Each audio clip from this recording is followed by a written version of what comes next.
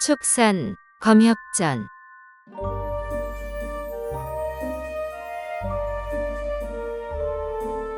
68화. 모여드는 조력자들. 옥청은 신아침을 빌려오라 하고 추운수는 도화장을 거두려 하네.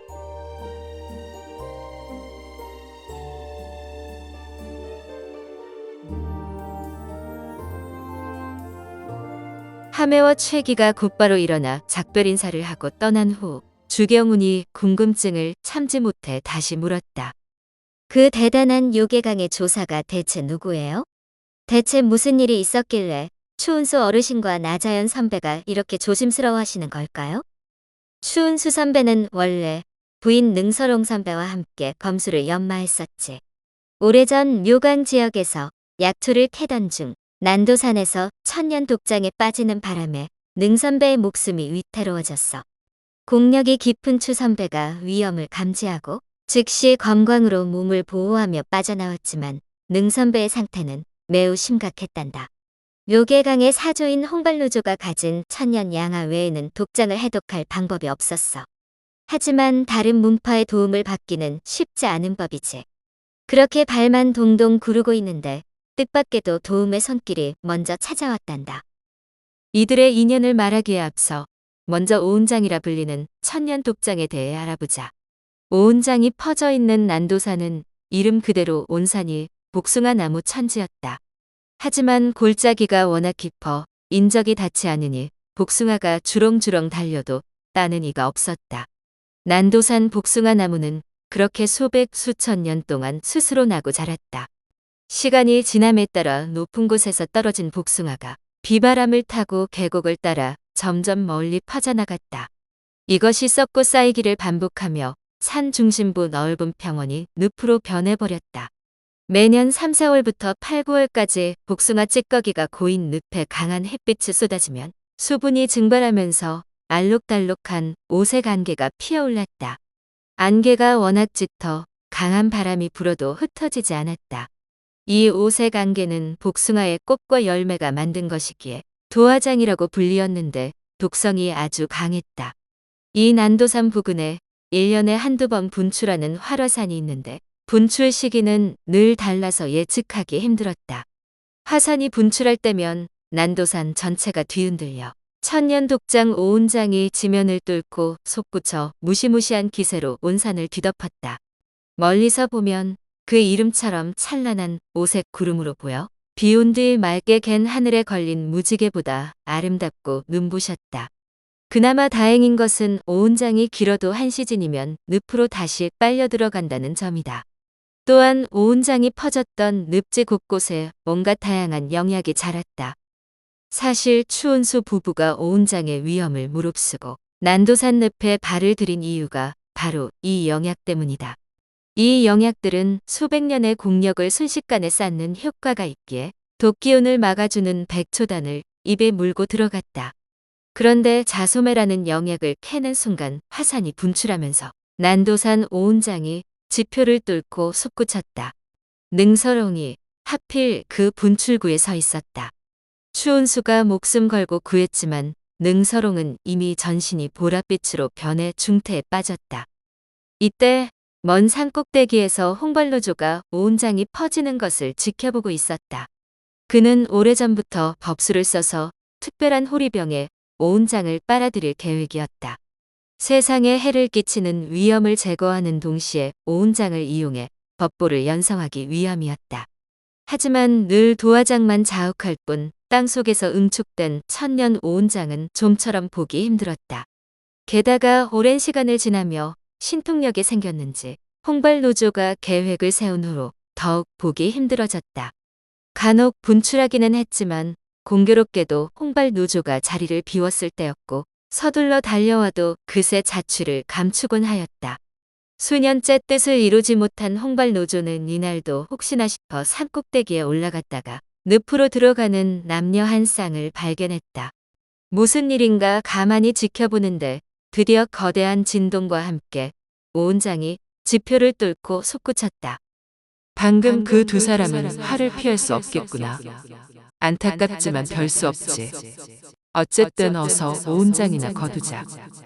그때 웬 금색 빗줄기가 오은장을 뚫고 나와 맞은편 산기슭에 떨어졌다. 홍발노조가 서둘러 늪에 내려섰으나 살아 움직이듯 꿈틀거리던 오은장은 순식간에 깊은 늪 속으로 쭉 빨려 들어갔다.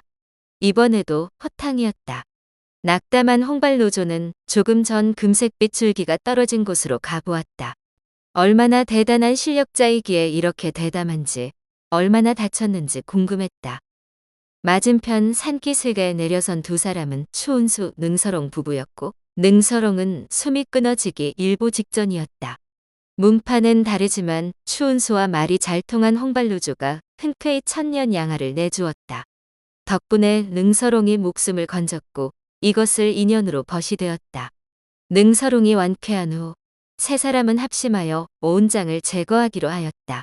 마침 비검 단약을 연성하기 위해 자소매를 구하러 온 나자연도 이 일에 동참했다. 그러나 네 사람이 힘을 모아 몇 번이나 시도해도 뜻을 이룰 수 없었다.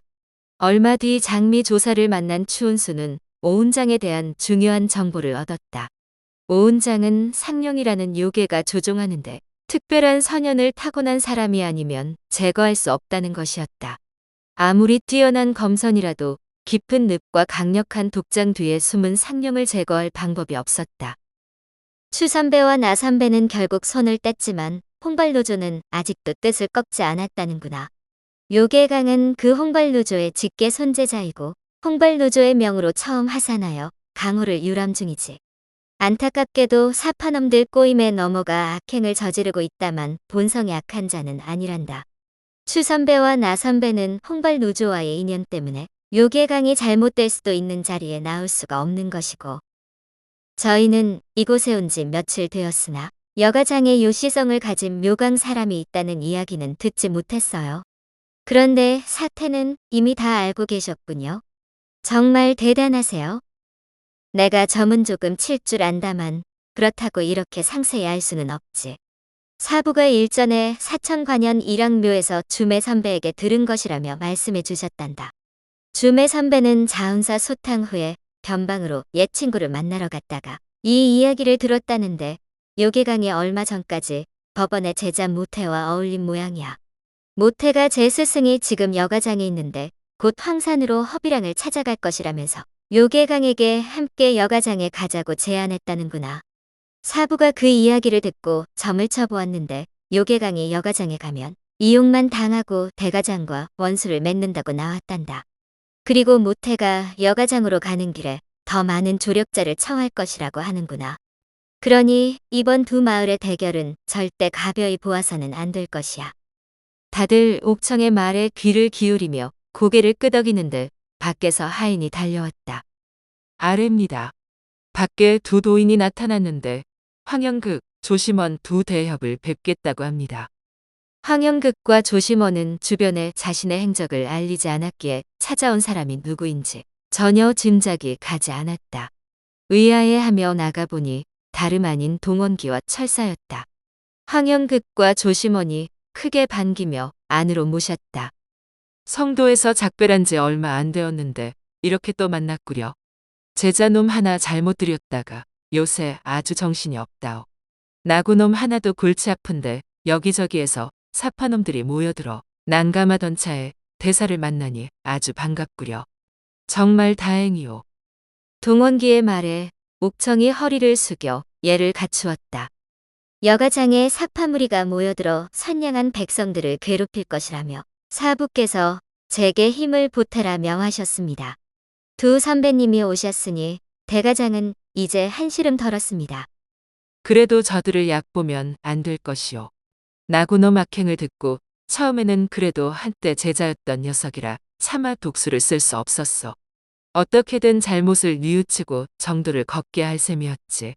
한데 갈수록 악행이 도를 넘어 더는 살려두면 안 되겠다 싶어 여가장으로 날아갔는데 능조 부녀와 대소조를 비롯해 여러 사람이 위험에 처해 있더군. 사람을 구하는 일이 급하여 그놈은 일단 내버려 둘 수밖에 없었다오. 그런데 그놈이 내가 직접 나선 것을 알고 홍비백산에서 법원의 제자가 되었다는구려. 이번 초사흘에 이곳으로 온다니 그때 확실히 정리해야겠어. 그나저나 그 모타라는 녀석이 사파 조력자를 여럿 데려온 모양이요. 대부분 별 볼 일 없는데 홍발노조의 손재자 요괴강은 요법 실력이 상당하고 화산파, 공령자, 조비, 옥차곡은 나름 실력자라 무시할 수 없을 것이요. 그에 비해 대가장 쪽 실력자가 부족한 것 같아 추운수 선배에게 도움을 청하러 가던 길에 철사도인을 만났지. 황현극, 조심원 두 사람을 도와주라는 추 선배의 부탁을 받았다기에 같이 온 것이라오.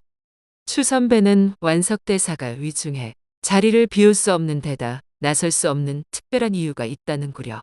여가장에 사파 조력자가 많이 합세했으나 때가 되면 대가장에 대단한 실력자가 나타날 것이라 했소. 한데 무슨 이유인지 요괴강의 목숨은 꼭 살려주라고 하셨소.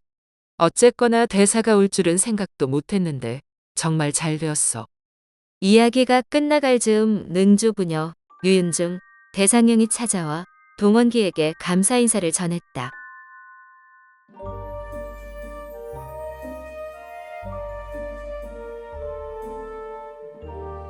다음 화에서 이어집니다. 더 좋은 콘텐츠를 제작하기 위하여 구독과 좋아요, 알림 설정 부탁드려요.